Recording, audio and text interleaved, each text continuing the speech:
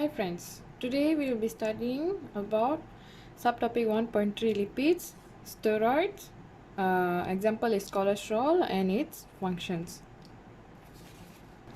So the learning outcome for today's topic will be describe the structures, properties and distribution of steroid, cholesterol, state the function of steroids, cholesterol, and we will differentiate between saturated and unsaturated fatty acids.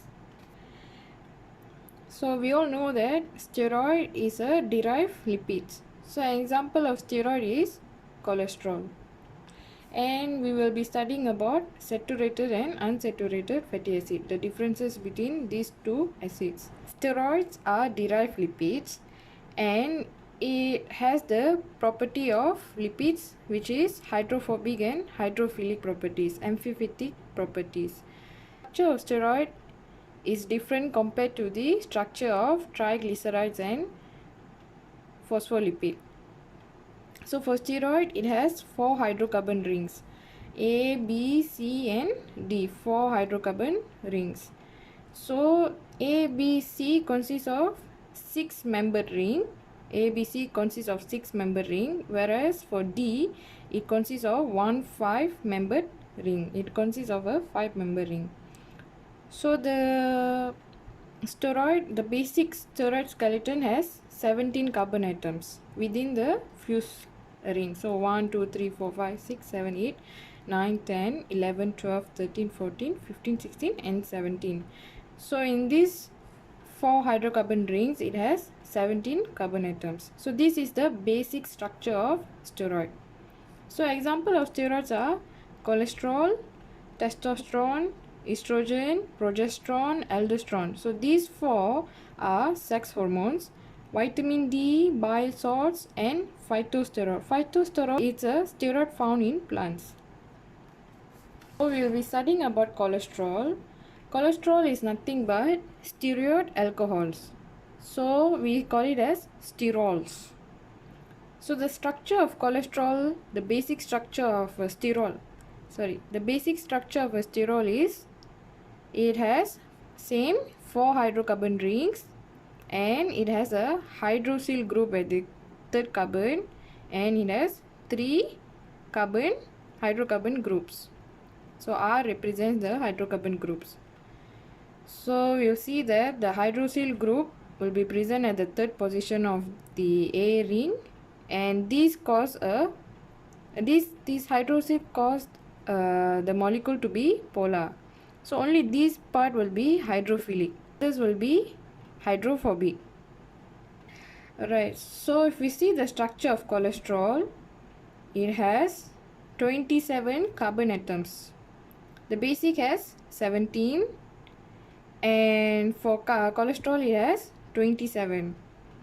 So it has in the third carbon it has a hydroxyl group OH. So only this part is hydrophilic, the rest are hydrophobic. So the molecular formula of cholesterol is C27H46 and O. So the OH group is at carbon 3. Okay, there is a double bond between carbon 5 and carbon 6. So there is a double bond in the carbon 5 and carbon 6. And there are hydrocarbon chain attached at carbon 17. So at this carbon 17, there is a hydrocarbon chain attached to it. So this hydrocarbon chain has 5 methyl groups. So 1, 2, 3, 4 and 5 methyl groups. So it's the same as the general structure of a sterol. It has a OH group at the third carbon. It has a hydrocarbon group at carbon 19 and another hydrocarbon group at carbon 18 and another hydrocarbon chain at carbon 17. So this is the structure of cholesterol that you need to remember. It will be asked in the exam. So the properties of steroid is it is insoluble in water due to its hydrophobic nature, and it is soluble in organic solvents such as petroleum, ether, acetone, and it can be solidified at low temperature.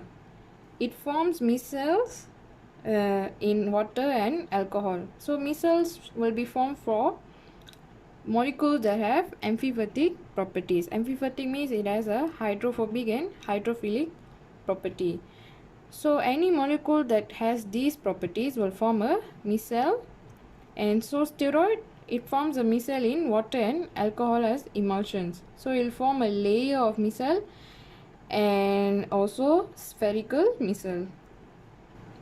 So the function of steroid is it helps to maintain sexual health. Why? Because the sex hormones are considered steroids. Example of sex hormones are testosterone, estrogen, progesterone.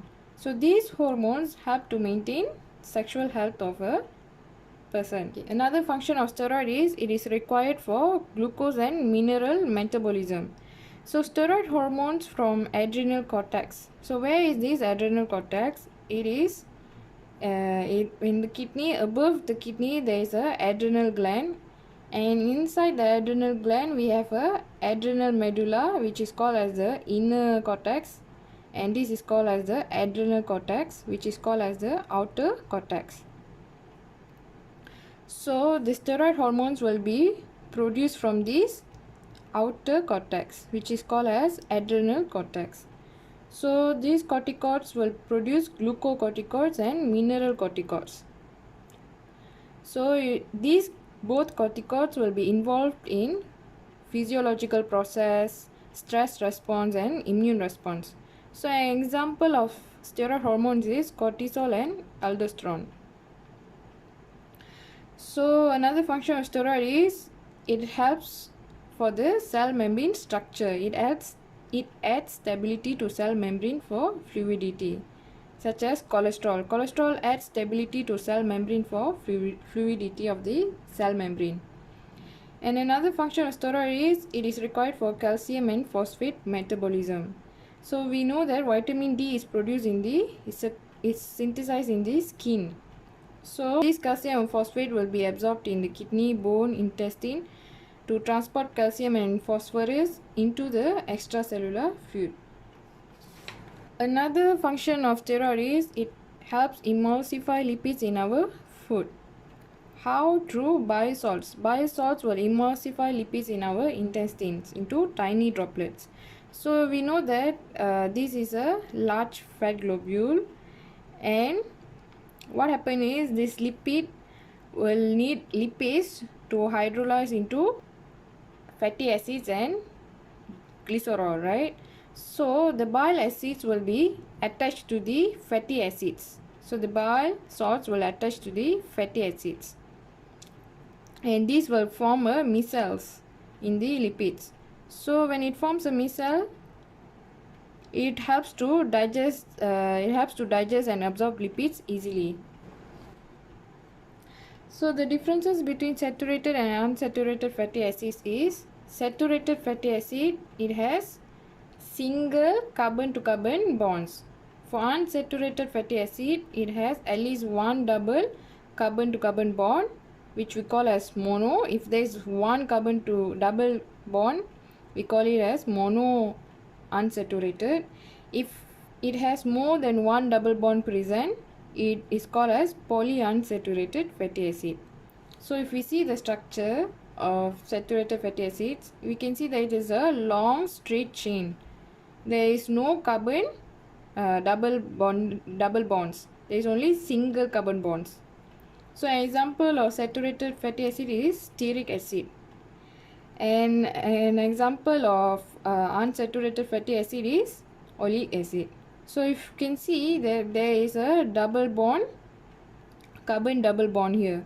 So whenever there is a carbon double bond, it will bend, or we can call it as kink, K-I-N-K, kink. It forms a kink. So whenever there is a double carbon to carbon bond, it will bend, the structure will be bent. So in saturated fatty acids, there will be more hydrogen atoms per carbon, and in unsaturated fatty acid, there is less hydrogen atoms per carbon. Why there is a less hydrogen atoms per carbon? See, now in unsaturated fatty acids, there is a carbon to carbon double bond, right? So carbon, we know it can be only bonded to 4 other atoms. So since it has a double bond, it can only bonded to another 2 atoms only.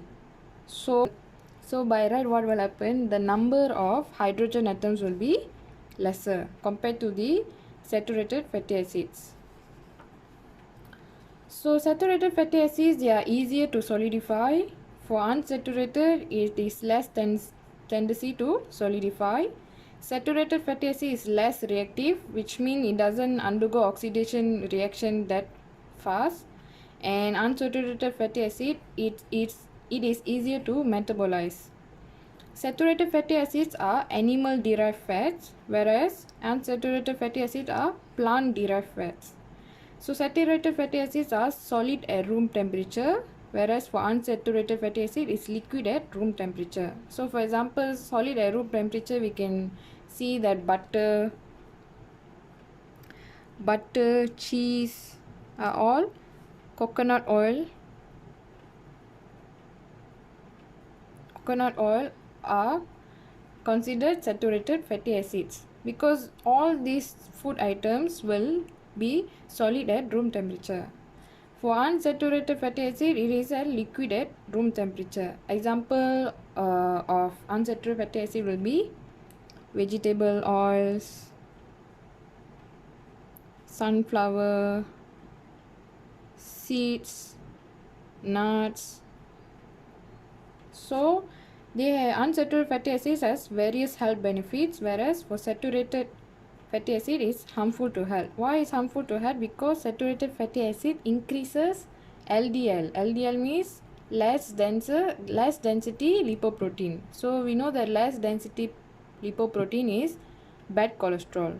So eating more saturated fatty acid food will cause the LDL level to increase in our body.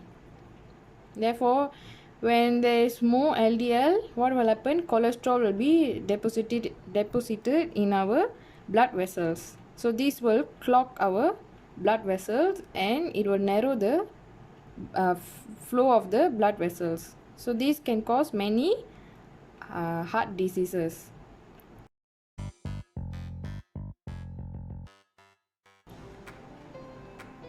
So this is all about steroids. If you find this video helpful, please like, share, comment and subscribe to my channel. Thank you.